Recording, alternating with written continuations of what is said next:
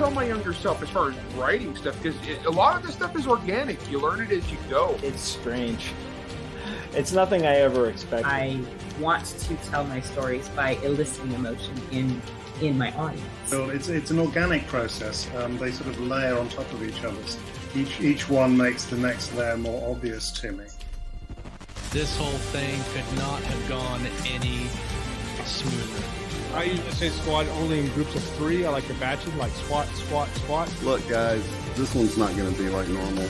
It's just not. Welcome to the Writer's Journey. I'm your host, Lauren Moore, and with me is the mellifluous Caitlin Williams. That's a big difference. It's like, are you talking or are you doing? What's happening here? We still have all the pets that think, oh, it's time to eat. It doesn't matter if it's 4 a.m. My name is Walt, and this is Coffee and Concepts on Keystroke Medium.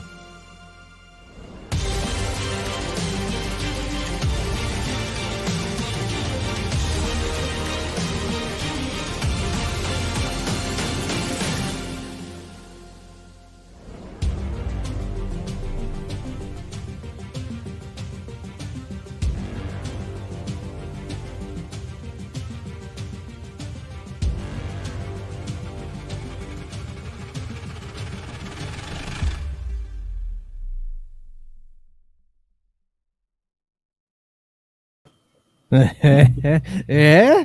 Nice. Yeah. Nice. Yeah, that's pretty cool. It's cool. Epic. Yeah. I've been working on that for like 6 months, and finally got it taken care of. Need to so hey, welcome. What's up? Hi guys. Go ahead. Hello, Scott. everybody. No, you're good. Okay, you're for some reason you're like delayed, or is it me that's delayed? No, I might be delayed. My computer's like been slowing down here. Oh, interesting. Welcome everybody to live here on Keystroke Medium. Corey got the first comment of the day, but StreamYard lies to me, and I don't understand why StreamYard lies to me, because it says Tom is the first one. But if Corey got it, Corey gets the golf clap of appreciation. Thank you, Corey Gillum. Tom Hoddle is here. Trucker Charlie is in Illinois today. Welcome. Tom Hoddle is here. Tom Hickok is here. Who else is here? Let's see. Let's scroll down through the comments. Walt is here. That was some intro. True. He says shiny. That is also true. I hope everybody enjoys it. I hope they like the new Hizzos. What's up, Kayleen? The new branding, as it were. I think it's really cool. I think it was fun, and it gets you hyped up for the show. Joining us today, coming back, I think for his 6th or 7th, 8th.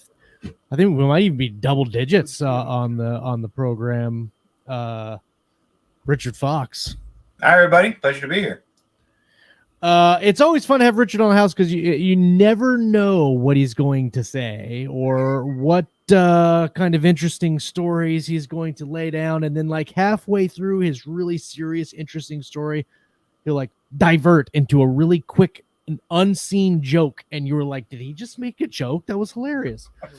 And it's always I'm waiting for it. Every time he starts talking, I'm waiting for that sidetrack.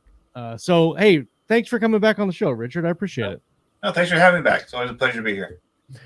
We want to kind of go through our updates for the week, and then we'll get into your latest projects that you finished, and then also your kind of claim to fame is really nailing pacing on books, and I kind of want to dive into that a little bit today and see if we can pick any nuggets from that insanely intense writer's brain of yours. So. Let's do this. I'll go with my updates first this week, and then we'll hit Scott, and then we'll go with Richard. I am pounding away words on Weaponized and Tranquility. I've had some really, really good productive weeks over the last month and a half. I think I've done, I don't know, probably somewhere around 90,000 words, I think, if my estimation is accurate.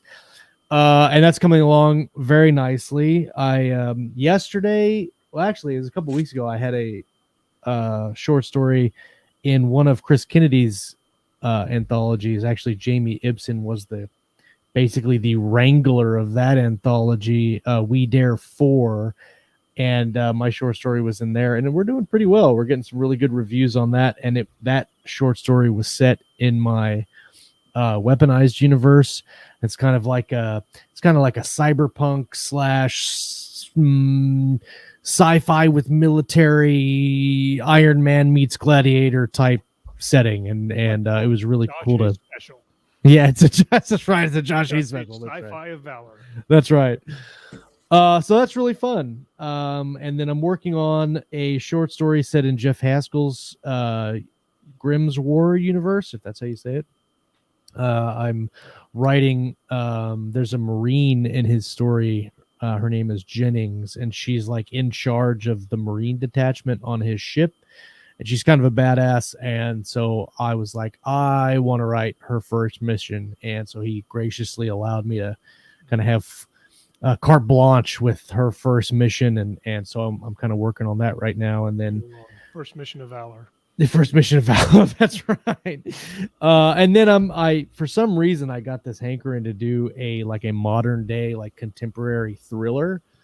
And so on, I think it was Saturday, I sat down and like plotted out the book from like beginning to end, and then wrote the 1,200 words of a prologue, and was really feeling it. I smashed almost 6,000 words that day. I was on point.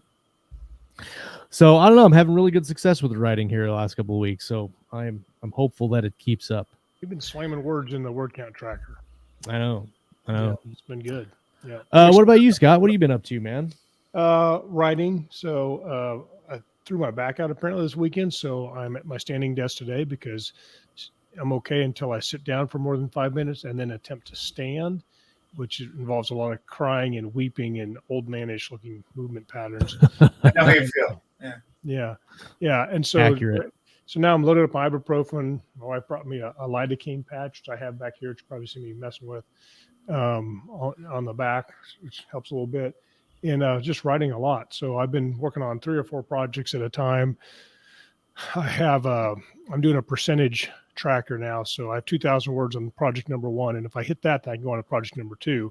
And then it's 1,000 words on second project. If I hit that, I go on to project number 3 and so on. And that's been very motivating to me. I've really been slamming the words the last few days.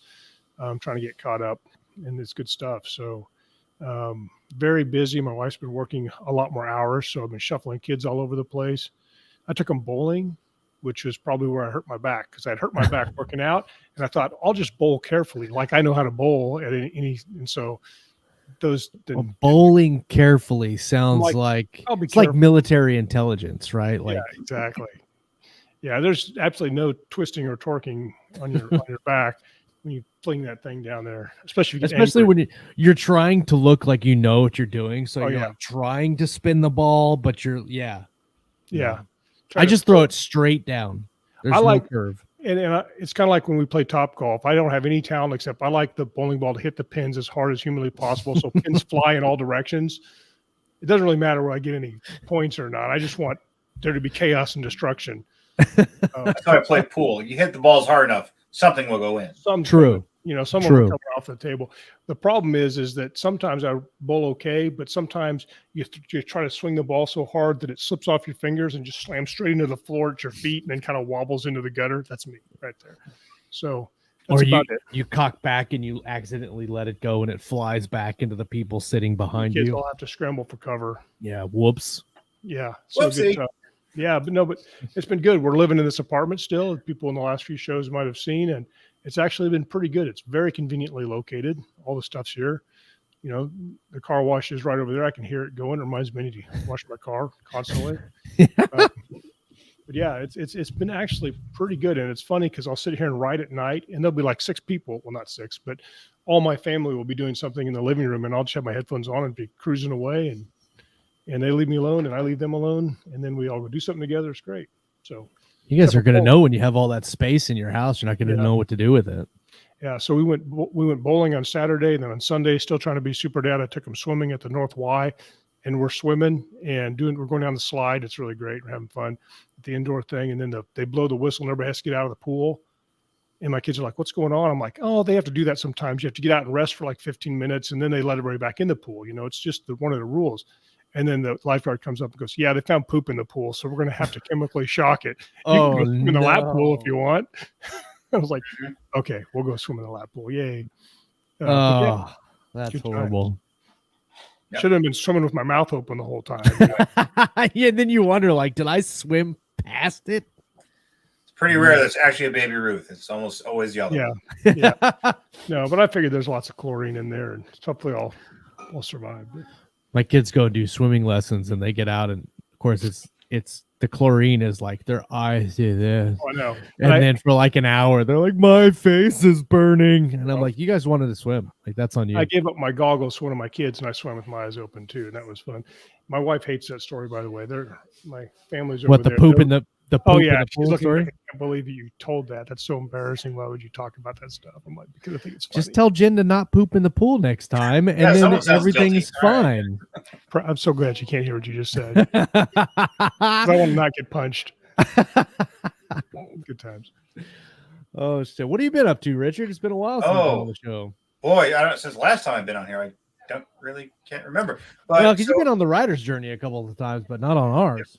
No, it's so the last book I published was the final book in the Exiled Fleet, and so that series is complete now. I'm real happy how that one ended, and I did a strange thing where I wrote 2 books to it, went away from the series for a few years, came back, wrote 2 more books, went away from the series, and came back again for 2 more books. This is not how I would recommend anyone do a series. You just knock it all right out of the park. But but that series is done. And it's ended pretty well. I'm glad how that went. And then the audiobooks are coming out. People are really enjoying those. So happy readers, happy everything. So that's good. Indeed. And then next month I've got this coming out. It's called Robosoldiers. It's a anthology from Baen, and I've got a single story called Edge Case in it, which is about a futuristic bomb disposal robot. And an interesting problem that comes up. And Josh, being a EOD technician for the local PD, I think I bounced some ideas off him, and he was like, "Don't say that because then some kid will make it." Yeah. So once upon a time, I was a bomb analyst for the United States intelligence community, and there was always what we call it the MacGyver effect. You can't be too specific and accurate, or some kid out there is going to blow up a garbage can, and here comes the parent communities, and everyone gets upset about it. So when you come down to doing actual bomb stuff, you got to put some errors into it. So errors that if someone does it, it'd be a little spark and a flash, and a bad smell instead of boom. So have people mixing water and flour, going, I don't know why this will blow up. Yeah, why would that blow up? It's like, I don't know, Josh. I remember watching Breaking Bad, and the point where Walt was making a bomb, and I'm like going, that's not how you do it. Yeah. Like, never mind. That's never mind. Nothing to see here. Yeah. Oh, it's interesting because once I joined the bomb squad, the first school that I went to was Clan Lab school, and we learned how to make meth. And so when I was watching Breaking Bad, I was like, are they doing it correctly? Like, what are they doing? Yeah. It was really weird. Like like they're like, we're gonna make meth now, and you're like, I don't think that's right. That's a great idea. Then you see how it's actually made, and you're like, people put that in their bodies? What? Oh no, it's terrible. So for all the uninitiated, Clan Lab is clandestine laboratory removal, basically. Yeah. So the stuff where like the patrol guy sees and goes, I ain't touching that. I'm gonna call Hayes over here. He can touch it. Thanks for that. Yeah. Yep. And so I got that short story coming out, and then right now I'm working on the second book of the Tier series, and that needs to be done soon, or Podium will be unhappy with me, or more unhappy than they already are. And then I will be working on another book with David Weber for the second book in the Ascent to Empire series, and then from after that, it's a little bit of a toss up about which book's going to come out next. But there's after that, I'm writing another book for Baen, which is a space adventure series.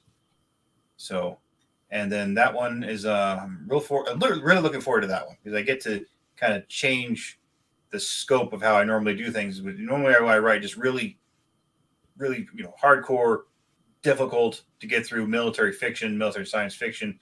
This space adventure series should be a little bit easier. Like sometimes I think I like this one idea for a concept of the bad guys, and I'm like, too dark. Let me tone that down. Like, I want this book for 15-year-olds, and if I have like, you know, reanimated dead soldiers who are rotting while they're trying to be friends with someone, it's like, I don't know. That sounds cool. I don't know because my kids will play video games, and I'm like, you know, some of those are like, have you let your kids play For Honor yet? I love For Honor. No, I haven't let. They're not old. They're not into that yet. They're still on the Roblox. It's a little gory. So. Man, I love For Honor. Oh no, it's Gordon on there, and I just love like I'm done with this guy. Head. I'm definitely not any good at it, but occasionally my kids will drag me into playing a little bit so they can laugh at me. Yeah. But it's an awesome game. But yeah, so people are like, can your kids watch that movie? It's pretty violent. I'm like, have you seen video games lately? Yeah. Pretty sure that the movie's nothing compared to that. Yeah. No, you know, I don't know that we've talked about Tyr really at length. I mean, I know I've read the Ember of War, obviously, and the Exiled Fleet books, but I haven't really dug into Tyr. Let's talk about that for a minute before we talk about pacing. So Tyr is it's a 3-book series, and it's about a family of scientists who are undercover on an alien planet and the planet has a humanoid race called the Tyr, and they're at about 1970s, 1980s level technology. And these Tyr have no concepts of alien races at all. And in this family, they're working for a corporation. This corporation decides that they need to colonize the Tyr planet kind of out of the blue. And so this family opts to return to the Tyr and help them fight off the invasion. So for friends or people who out there who remember 1980s V, right? It's kind of like that, but the humans are the lizard people. It's a reverse alien invasion story. That's awesome. Alien invasion story. I just got that on Audible, so I'm gonna listen to that. It's got R.C. Bray narrating. Yeah, R.C. Bray. Yeah, Bob Bray did indeed narrate it. Good old Bob. It's got to be one. I've been coming back to that listening to that in the car when I'm going running around town, and then I remember, oh crap, I broke her leg. I gotta fix that in the second book. Why did I break her leg? I gotta fix that. That's gonna make everything harder for me now. I normally need a spreadsheet to remember who lost a hand in most of my stories, because somebody's losing a hand almost every time. Well, you just do a quantum medical packet, and that'll fix, everything. Quantum quick clot. Leo says Tyr is a hell of a fun story. Very cool concept. Yeah, it's fun. It's been fun to do, and just because of you have your Tyr, you have the family and trying to work in the background, but as the story progresses, they become more and more obvious what's going on there, and then also the Tyr, how they're struggling to conceptualize these are not Tyr who are coming here to destroy us, and how they're trying to work through all their kind of caste issues and history issues. And then, in the face of annihilation, and it's a real fun story to work on. Tom says, fitting if you've ever worked in corporate America, lots of lizards, especially in the sales department. True. That's interesting. Did you see the latest commercial for the new Avatar flick? I did. I saw that, and it looks pretty good. It looks. I mean, aside from the story, it looks beautiful. Yeah. Like the first one, I remember seeing the first one in 3D in IMAX, and I remember just being blown away because there's at no point at all do you look at it and go, that's computer animated, even though it's very clearly computer animated. And this movie's 10 years old. Yeah. And these new effects look fantastic. I'm really excited to see it. Yeah, same here. It's James Cameron. I don't know what he does. He has some way to just like tapping into people's psyche and giving really amazing stories. Like I was in Iraq, and we came up to this little these Iraqi militia had a road checkpoint. They were coming in to talk to him, and then I was sitting there with my interpreter, go over to the guy and say, "Hey, what's your favorite movie?" And this Iraqi guy starts getting a little nervous. We're like, why is he nervous? Just what's your favorite movie? Back and forth, and finally he goes, "Titanic. My favorite movie is Titanic." and I just start laughing, just like John. He was like, why are you? And so laughing was the wrong thing to do, because this Iraqi guy starts getting offended. He's like, what? You think just because I'm Iraqi, we don't have hearts that go deep? And I laughed harder, and it just not in touch with my inner romance. Yeah. And then later, a couple years later, I was in Korea, and they had these places called the Katusa snack bars. Katusas are these Korean soldiers who work for the United States Army, and they have to have their own little restaurants, because if they don't have kimchi and rice made the certain way, they will riot. Because Nice. and you go into these Katusa snack bars, and for whatever reason, there's always like a giant picture of Titanic across the top of the wall. For apropos of nothing. Right. I was like, how does James Cameron do this? Yeah. Where like he just can tell these stories that just appeal to everyone so well. I'm like, yeah. It's crazy because I don't know that I've seen any one of his movies that I didn't like or that wasn't like a great story just in and of itself. Like you watch like some movies and you're like, that was cool, the acting was great, but the story was like meh. Like I just watched Ambulance by Michael Bay, and when you pitch Ember War, you're like, it's like a Michael Bay movie with marginally better dialogue and less explosions. And so I watched LA this weekend, and it was, if you want to watch an action movie, it was great, but the story was like, okay, there was like, okay, fine, whatever. But James Cameron does like really great action movies that have really good stories and really good action, like the trifecta of everything that you want to go see a movie for. Yep. Yeah. And I don't know what his secret is, and I want to find out. So maybe it's out there somewhere, but yeah. He's probably if you could think of one bad James Cameron movie, I dare you to think of one. I'm checking to see if he's commenting in our live. Piranha 2, I think he didn't do Piranha 2. Yeah, well, he got fired off of it. The legend is that he was filming Piranha 2. He got fired, and he heard about how bad the re-edit was going, and he broke into the building where they were editing it, and he redid the whole movie like at night when everyone was gone. So the new director shows up like, oh, this movie's a lot better than I watched it last week. What's going on? Yeah, that's the legend, is that he did Point Break. Are you kidding me? What? No. I'm looking through popular. Oh no, it's never mind. It's starring James. So I'm on Wikipedia. So whatever. Piranha 2, interesting. The Terminator, Aliens, The Abyss, Terminator 2, True Lies, Titanic, Ghosts of the Abyss, which really isn't a movie. Aliens of the Deep, which really isn't a movie. Avatar, Way of the. He's only done 1, 2, 3, 4, 5, 6, 7, 8, 9. He's only done 9 movies. Well, and if you watch his masterclass, it's really good too. Oh yeah, his masterclass is outstanding. Yeah, that is good. That's interesting. I thought for sure that he'd done more movies than that. He's not done a bad movie. That's crazy. No, he after he did Avatar, he realized he was getting old, so he wanted to go to the bottom of the ocean, the very bottom of the ocean, right? And to be like the first person ever could do that, and then come back to making films. As well. Everybody else went into space. Justin says, I don't love Avatar. I get it was a technical wonder, but Joe who goes rogue to clap blue cheeks does not appeal to me.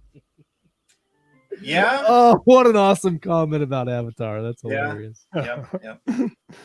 It's not wrong. It's not wrong at all. That is like kind of a criticism. I agree with that. Kind of a James T. Kirk kind of thing, you know. Yeah. He would be stopped.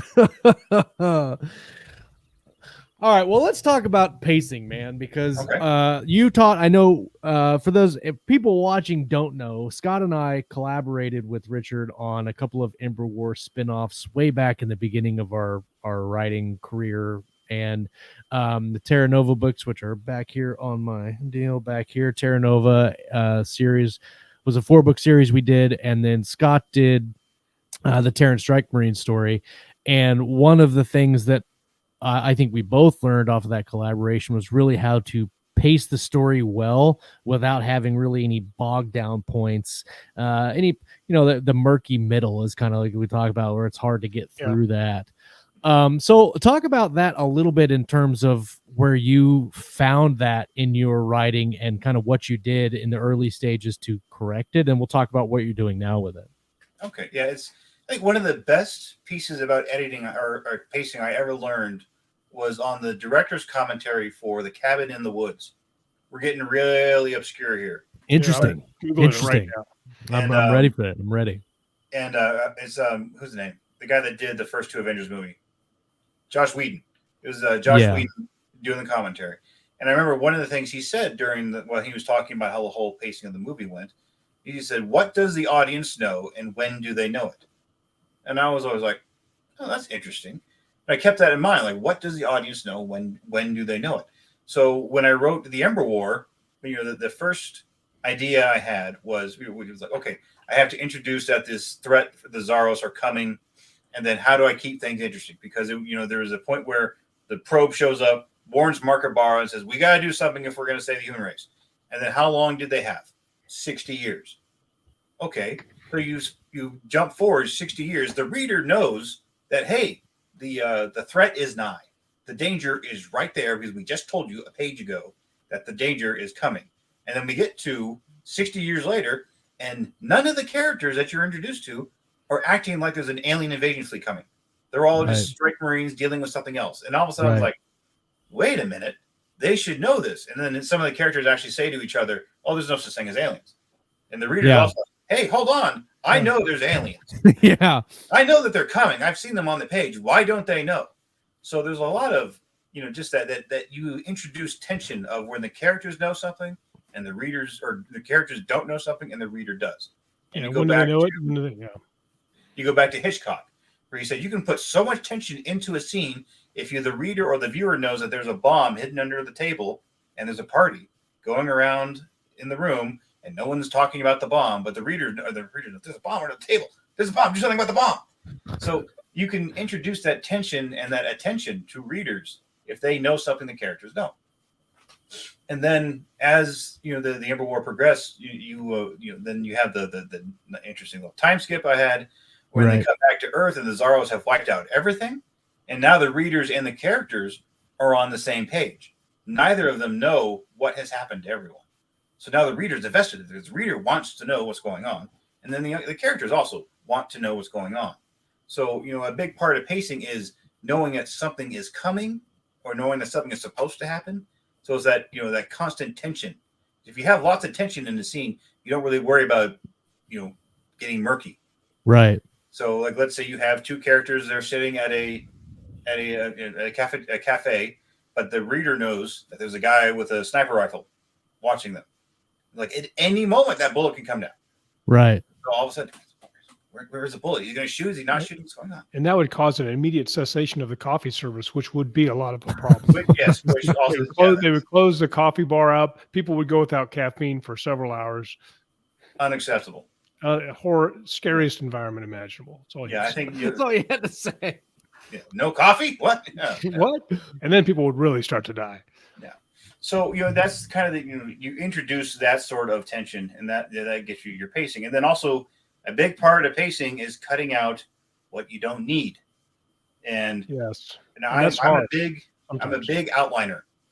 And I will always look at my outlines and go, what, and I was consciously look at a scene and say, what if I don't have this scene?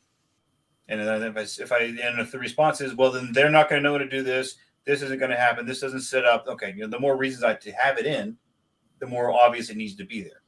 But then if I get to a scene like, why do I need this scene? And you go, it's fun. And like, okay, can you move the fun part into somewhere else where you need it? And then because a lot of times you will need some exposition for folks. But if you have your exposition at the same time, you're having the character who made coffee from raccoon poop, then so now you're getting the exposition and the humor that joke you really wanted to tell, So so that's a real thing. People technically, I think it's the beans in the raccoon poop. Yeah, it's the raccoon poop coffee joke. Is it raccoons or is it cats? No, it's some it was sort supposed of to be. Supposed to be the cat from Indonesia, but then the one alien who doesn't quite get the difference between a cat from Indonesia and a raccoon, it's the same thing to him. I mean, 4 legs, mammal, right? No. But then also it gets into the joke of I thought this was coffee luwak, the really fancy schmancy stuff from Indonesia, which is cat poop coffee. And if you've ever had coffee luwak, it's incredible. It's the best coffee I've ever had, and I'm dead serious about that. Really? Yeah. Yeah. It's really expensive. I mean, Yes. because it takes, there's a whole supply chain thing there. Oh, yeah. Somebody's got to harvest very those beans. specific supply chain. Tom says Walt needs to do a coffee and concept show about raccoon poop coffee. Oh yeah, I agree. Bring Get on Richard that, Fox Walt. on. Yeah. For It's so my wife and I made friends with some folks who are Indonesian, and one is going back home. And I told her, bring me as much coffee luwak as you can without getting in trouble with customs. She's like, okay. So, and they're like, ma'am, what do you have in your bag? Poop. It's just poop. Yeah. You'll love it. It's okay. It's not going in the pool. So it's going in coffee. But so if you got you look at your scene, and I always ask myself, what if I took this scene out? And if the answer is always I could take it out and it would not impact anything else, I'll take it out. And then also with characters, I was sitting there like, okay, what if this character is not in the book? Okay, well then this, that, and the other thing is going to happen. And then eventually I'll end up like sometimes I'll find like 2 or 3 different characters who don't need to be in the story, but they have like important things to do. And sometimes you can just bring all them into one person. Yeah. And now all of a sudden you got a character who's doing a lot more to replace 3 characters who weren't doing a whole lot. So hypothetically, if you have a character, you have a scene that's like character building or something like that, how much, because you can't have just action all the time. Right. Where's the threshold, or how do you go where, okay, this is a scene that probably isn't 100% necessary, but I kind of needed to set up who this character is. Is there a place for that? And then how do you make those decisions? I found that whenever you need to have characters moving from place to place, that's a good time to have your downtime. Yes. So the one group of characters, they just blow up the alien pillbox, and now they're getting evac'd up to the strike ring cruiser. On the way back up, which you could just skip, but if on the way back up, they're having that argument over you screwed up or so and so is bleeding out and needs to be taken care of. You could put in your character development kind of there into a part of the scene that would otherwise be boring. Because if your characters are just sitting in the bus on the way to go somewhere, not exciting. But that's where you can kind of squeeze in that character development. Like Josh, when we did Terra Nova, and we had the Valiant going from Terra Nova to a different planet. Yeah. And then that's where we had the naming of the ship joke, which I'm still so proud of that scene. It's a great scene. Yeah, it's a great scene. For those of you who don't know, you never let soldiers name anything, and you never let the internet name anything. so they didn't have the name for this ship, so they got a whole bunch of soldiers together, like, oh, I'm gonna write the name of the ship on this little sheet of paper, and they start reading off the names. Well, naturally, some joker puts in a bunch of joke names, and it just spirals into absurdity. And blames it on somebody else. And blames it on someone else. That's yes. There was like 3 different layers to that whole scene that were hilarious. Yes, and so now readers, one okay. Yeah, Shippy McShipface. Shippy McShipface. Yeah, that's my personal favorite. Yeah, I like Sparkle Motion. True. Oh yeah, true. Yes. Mm-hmm. And but so you had that kind of little team building sort of scene there, while the ship is doing something boring, which is going from planet to planet. So you put that in, and that kind of ups the interest and the engagement, because if they're just sitting there banging on a whole plate and you put it in, not as interesting. Right. So, but if you put in so that fun or that character moment, all of a sudden that scene gets elevated and no one minds reading. And the thing is, that kind of a scene where it's it's more of a joke scene, but a little bit of character development. But while this is happening, it's you're kind of glossing over the boring part of some of those all the characters. Some of those are great scenes. Like basically every scene with Standish in it is kind of an example of that. It's showing something more than what you realize, and it's just a fan favorite. Everybody loves Standish and his high. Everyone does. Yeah, everyone does love Standish. He has a good time the whole way through.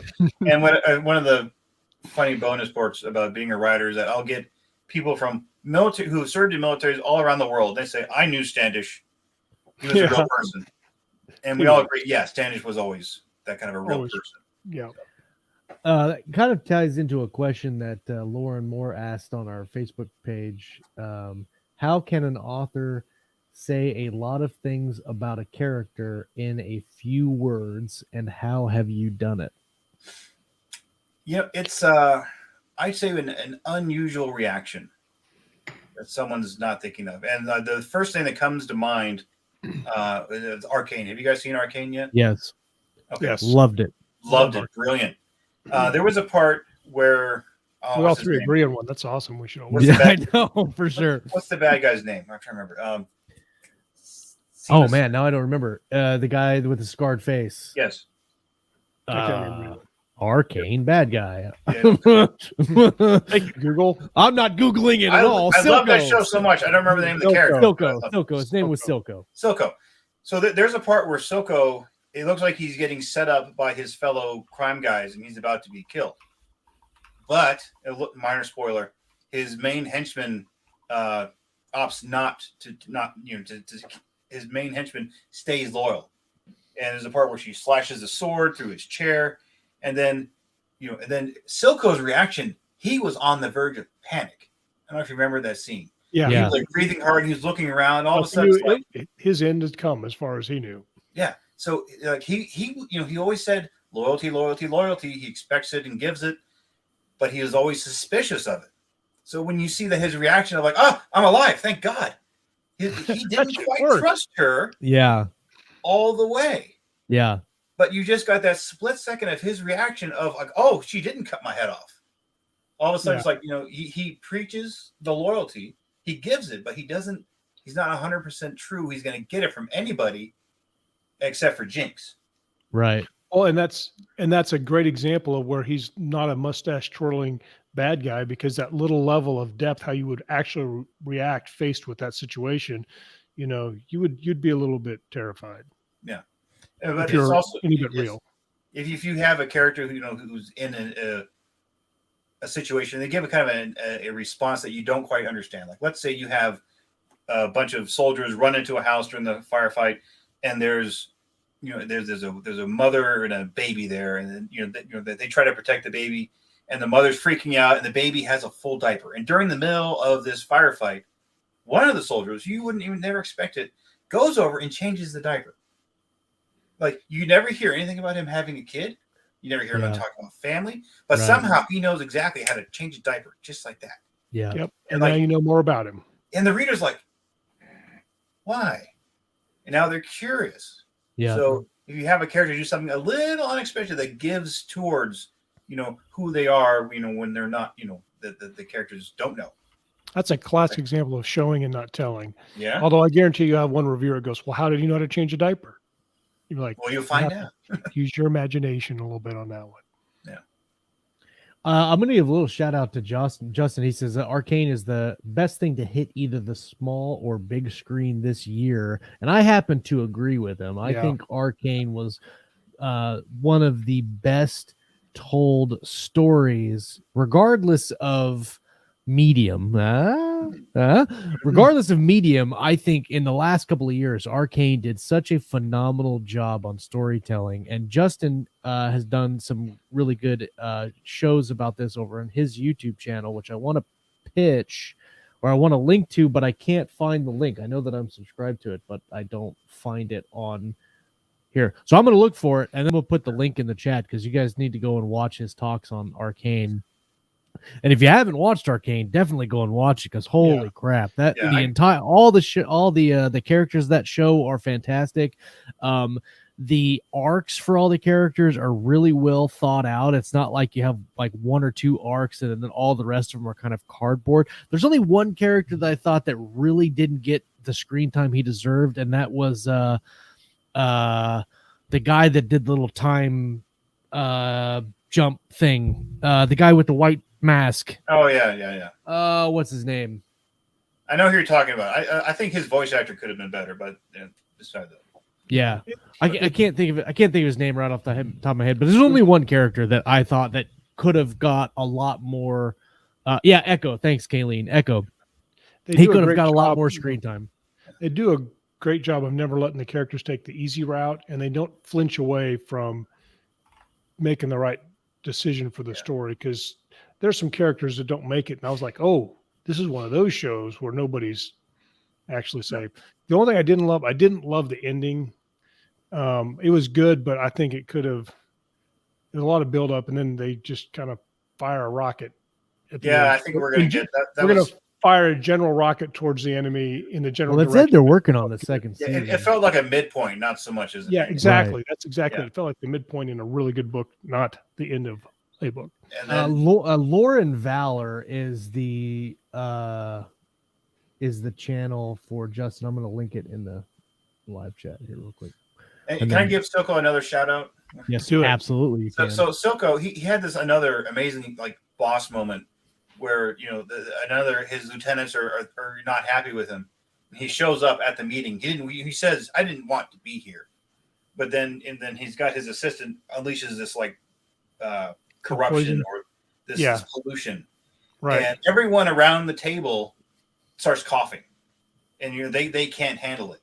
Silco is walking around monologuing while he's breathing all this in. Right. And it wasn't that he didn't have to say anything, but he made it very clear that I am all of the corruption. I am the entire underworld. I am so part of it that everything that it is me. Yeah. And it was just like, I'm just like, bruh. Yeah. Yeah. Geez, I mean, You guys are all wannabes, because they all thought they were like the big baddies, but Yeah. clearly he explained who was and who wasn't. Yeah, it was quite the flex, and he didn't have to say anything. He just had to breathe. Yeah. And it's just like, There was a lot of subtle things that they did in that show for character that there's a lot of writers that would go overboard, like explaining things about their character or showing them doing like, I don't know, just crazy stuff. And I thought that the writers of Arcane did it extremely well, very subtly. And then they built it over time. Like there's a significant time jump, I think about episode 3 that takes you to the rest of the story. And there could be an argument made that you didn't need the first 3 episodes and just started at episode 4. But I thought that a lot of that character development in the first 3 was critical to the closure at the end of the story. I think if you didn't have those first 3 episodes, the impact of the end of the show probably would not have been as great. That's just and it really sets up all their vulnerabilities and why you even care about those characters. So Arcane clearly is an excellent example of pacing, like we're talking about. So what are some other books or movies that are also good examples, of just really nailing it? Well, it's I tell you, so in Star Wars, for the ones done by Lucas, and again, I used to love listening to the director's commentary by George Lucas, and he would talk about how this is how movies used to be. A movie used to be on 5 reels in 5 parts, and they would talk about how the 4th reel in any Star Wars movie was always all action. And so then you also have all action in multiple different environments. So like, let's say yeah. So you have Luke. He's fighting with Vader during Empire. Right. At the same time, Leia and Han. Leia's trying to get away and trying to rescue Han, and that's not working. And then it gets even better in Return of the Jedi, where you have the 4th reel. Luke is fighting Vader. Yep. Han's down on Endor trying to blow up the shield, and you have Lando up in space during the middle of the space battle. Yeah. And all these things are happening at the exact same time. And so it's like, okay, how do you break this up so it's a little natural? And then what was the biggest framing device? Well, the most important thing to drive the story forward was Han Solo blowing up the shield generator. Right. So, and he was lucky because he had a whole moon to work with. He could, he could scurry away if he needs to. He can try to get to the door if he needs to. And then all of a sudden you have the Ewoks show up and you have the Empire show up. And so you have the stakes, they're going up and down, up and down, up and down throughout that whole thing. Peter's running into trees. Yep. And then you have Luke fighting with Darth Vader. And a lot of that, you had the discussion first. Yeah. He's sitting there, he's watching, and the Emperor like, you can watch your friends die. And it's a horrible impression. I'm sorry. Yeah, that was not good. Anyway, but you know what I mean. And then, but all those things, if you watch it, if you remember it, they all end all at once. Luke defeats Vader. Then, Han Solo blows up the shield generator. Yeah. And then Luke defeats Vader. Yeah, now I'm conflicted on how the order it happens. We'll remember later. And then, like the last thing, the Death Star's reactor gets blown up. Yeah. So all those 3 scenes, bam, bam, bam. I don't remember the exact order, but they all happened, 1, 2, 3. Right. It's like that. So, during the editing, they knew this is the event that's going to drive the rest of it. So, keeping in mind where all this stuff happens. And when I did, I think it was the True Measure in the Terran Armor Corps series, there was this jailbreak off of Mars. And I had to write, okay, here's what's going on in orbit. Here's what's going on with the plane that's going to get all these soldiers out from the Martian prison. Here's what's going on in the prison. And it took me forever to pace that out perfectly. So when does the reader know about that they can actually escape? When does the reader think that if they try to lift off now, they're going to get blown up? And then when does the reader think that Roland and all the others can actually escape because they're, the prison guards are shooting at them? And just trying to pace all that together was hard, because the most important thing is when all those soldiers get on I believe it was the Warsaw, and then jump through the gate and piss off. So okay, so that's the moment that I have to get everyone to. So that was my focal point. Then I stop. Okay, when do they get on the plane? So if they get on the plane, they're going to have to disable all the air defenses. And then they have to get voice superiority so they can actually get out. Okay, how do I set all that up? And that was the thing you got to think about. And it was always came down to, when I was sitting there looking at it in my bullet points that I always do, okay, what does the reader know? Does the reader, and it's how they're going to get out of, get into a space shuttle and get up out into Mars orbit, how that was going to happen. Oh, look, I have these 2 spies that have been showing up through both the Terran Armor Corps and the Terran Strike Marine series. Now they're on Mars. So, as soon as I introduce those 2 characters that the readers know that they're spies, the reader's like, oh, okay, here we go. Now I've got a hint. Now I know. Yeah. Now, if I just had spies out of nowhere, the reader's going to be like, oh, come on. But rather, as soon as I say I've got Masha and, she's sitting in the co-pilot seat and Medvedev is in the back, then the readers know something's up. So and I've learned a lot of my plotting from you, and I still plot kind of the same way. We've talked about it before on the show, where we're using kind of points and then brackets and a whole bunch of stuff to keep the story straight, but also while you're keeping the story straight so that you can know what the characters know. And because when you're plotting, 8 steps kind of where the story is going, but the characters don't know that. So you've got to keep in mind while you're doing that when you plot. So when you're going through and you're finding this is where we need to be, do you reverse plot backwards to get there?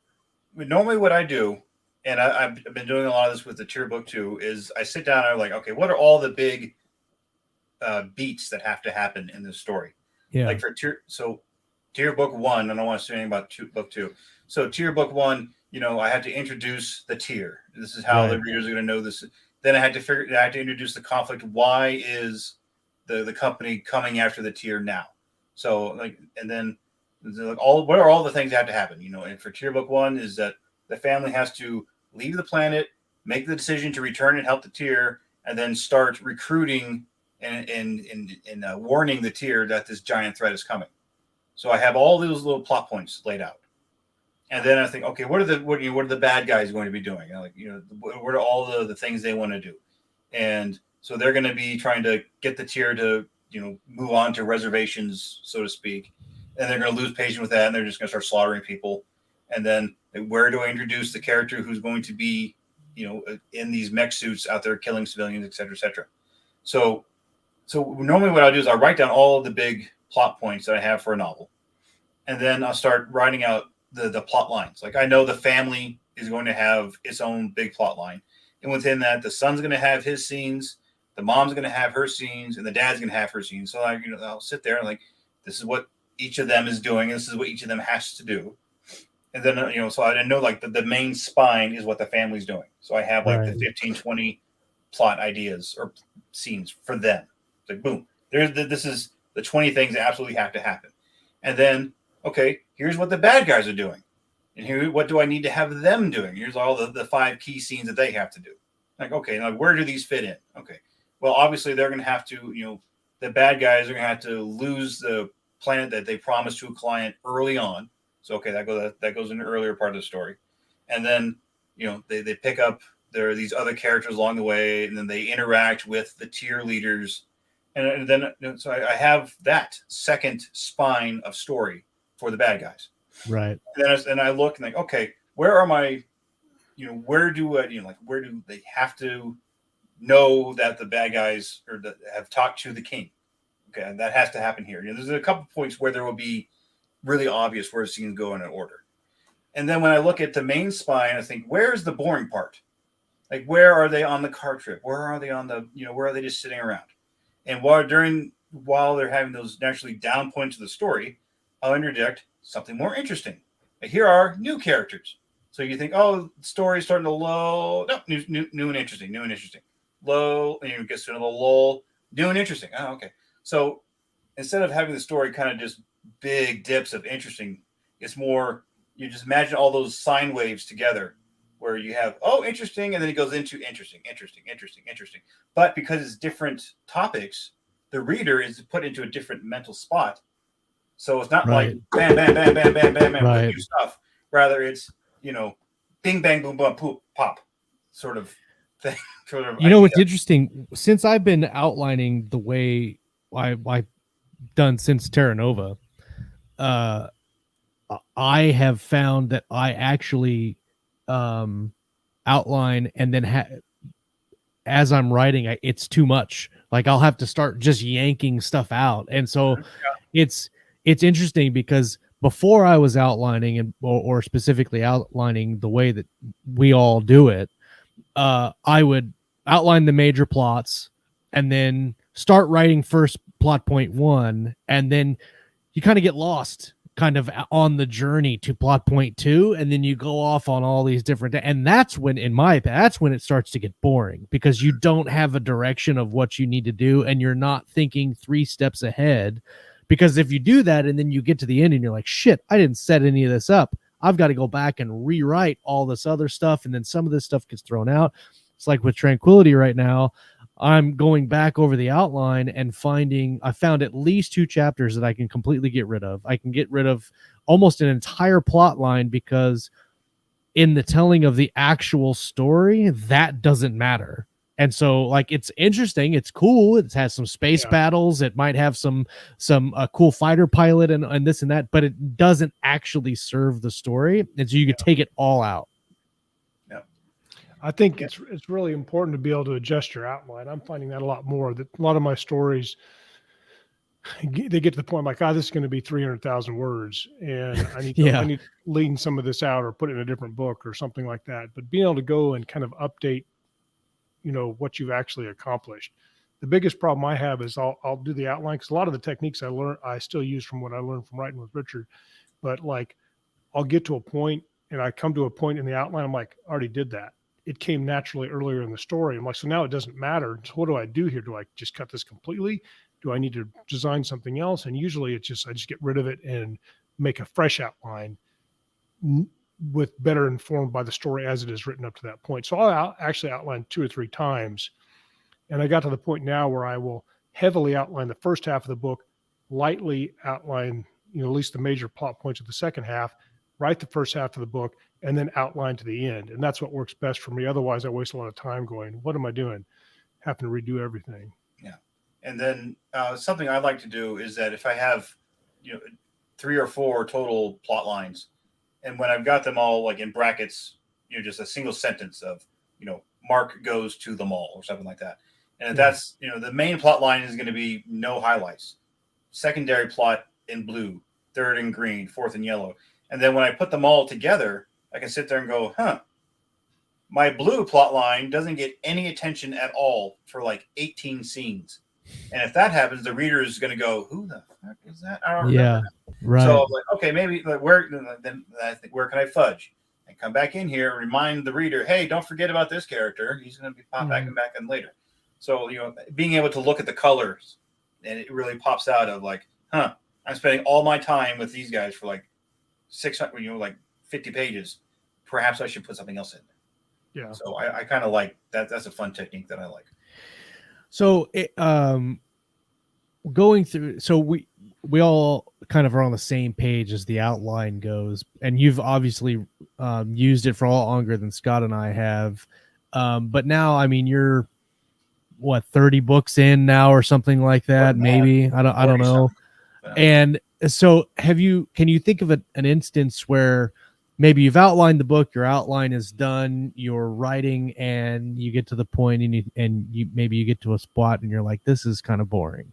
Like you hit that, I am not excited about this. I don't think anybody else is going to be excited about it. What do you do? And can you think of an instance here recently where that might have happened to you? There have been a couple times where I'm writing my scenes, and then I get to the part in the outline where I'm like, okay, write this other part. I'm like, oh wait, I've already covered this.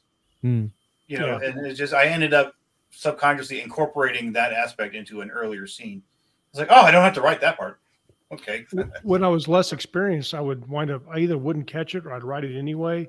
And then a lot of times I would get editors or readers going, this part is repetitive. And so being able to let something go, even though you're really set on that thing is important. Yeah. And like with this last Exiled Fleet book, I added more than I thought I was going to, because I thought, well, okay, there's potential here for a follow-on series. So let me tweak a couple scenes here and give hints. And, and then like, hey, just hints that there's something else out there. So, and then a lot of times it's, when it comes down to doing an ending, you have that denouement, and that can go on way too long. Yeah. But also the readers really like the denouement because that's all their payoff. So when you're getting to that last part of a story, that's where the readers who stuck through here all the time, they want to know what happens to these two characters. And like, if you just give a little, maybe they will, to it, then, they can be pretty happy with that. Right. But then you also have to make sure you don't forget anyone because that can happen too. And the readers are like, what happened with Michael? Oh, Michael. Oh yeah. It's he's fine. Yeah. He's farming. He's moisture farming on Tatooine. He's completely fine, and nothing is happening to him. Yeah, I think sometimes the resolution almost is the hardest point at the book, where you've been doing all this build up. You have the big climactic event, and then you're just like, okay, we're done. But then you're not done. You've got to do, like you're saying, you've got to give the reader the closure. You've got to do the wrap up and all that stuff. And sometimes it's super hard to do because I don't want to go from really cool action to like either like a melodramatic kind of blah. Did I say moist? I don't think I said moist, Leo. Maybe I did. But yeah, I don't know. I think that and I'm the same way. Like when I'm outlining, I'm usually seeing 4 points to my main plot or however many is, and I write to that, and then I get to the end, and I'm like, did I forget something in the ending? And that's when I start stressing, and then I got to go back and look through the whole book and find it. Corey says moist of Fowler. Come on. I'm going to take back my golf clap of appreciation for you. Just kidding. Well, Richard, I'm going to post a link in the live chat, and this is to his Amazon author page. The Exiled Fleet books are there. The Governor book is there. Of course, the Ember War, obviously.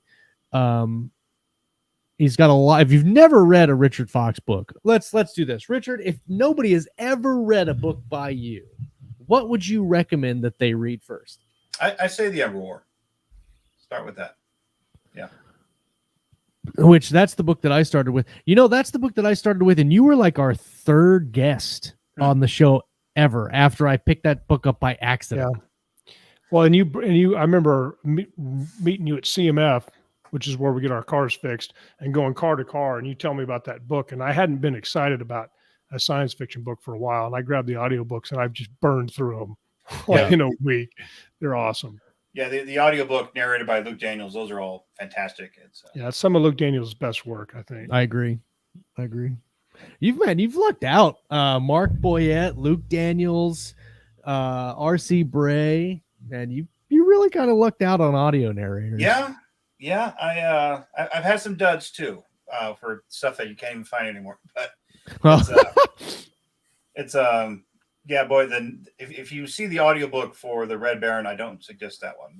That narrator could have done better. But those are the early frontier days of yeah.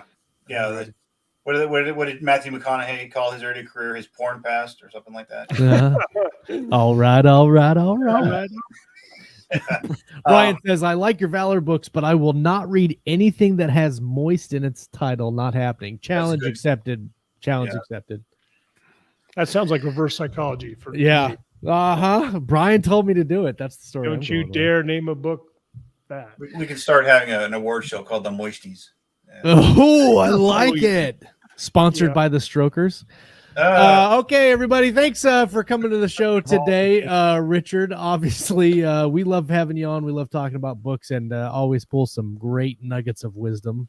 So I appreciate that. And thanks for coming back on the show, man. No, thanks for having me. It was a good time with you guys. Everybody on the live chat, it was super lively today. If you're listening on the audio version, rowdy. Calm down in the live chat, people.